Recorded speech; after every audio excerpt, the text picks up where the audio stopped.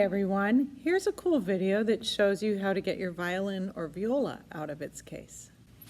You can see that I have the violin on the floor, and the reason I'm doing this is I don't want it to fall out of the case and break. Now with the case, there's like the back of the case and the front of the case. The back of the case has these straps which you can loosen so you can wear the violin on your back as a backpack or the viola. But right now I'm just going to show you how to open the case. So on top of the case there's the top zipper, and when I open that it doesn't get me into the instrument. That part is for me to carry my sheet music. I can stick my folder in there and go like this, and then I have my music ready. But right now I want to get out my violin or viola. So what I'm going to do is do the second zipper. First I have a little latch. I'm going to do that. And then I'm going to do the second zipper all the way around.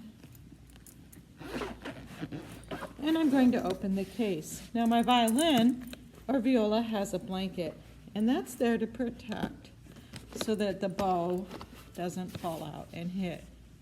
So I'm going to do the violin or viola first. I have two rubber bands, one rubber band here and rubber band there.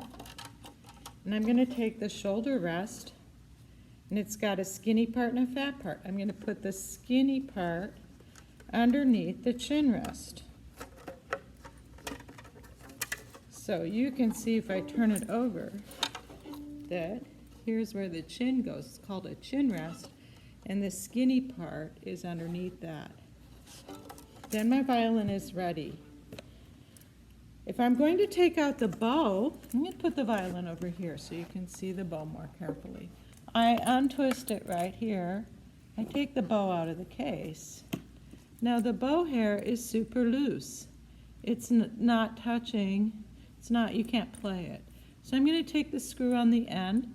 I'm going to turn it to the right, righty, tighty, and I'm going to make it so the width between the stick and the hair is about the width of a pinky finger. Then I get out something called my rosin, and my rosin is kept in this front pocket right here. And I take the rosin and I put a lot at the frog of the bow. Then I do it real gentle to the tip, and then I do a lot there, and then I do frog, tip. Then, to be responsible, I'm going to put my rosin back in the case.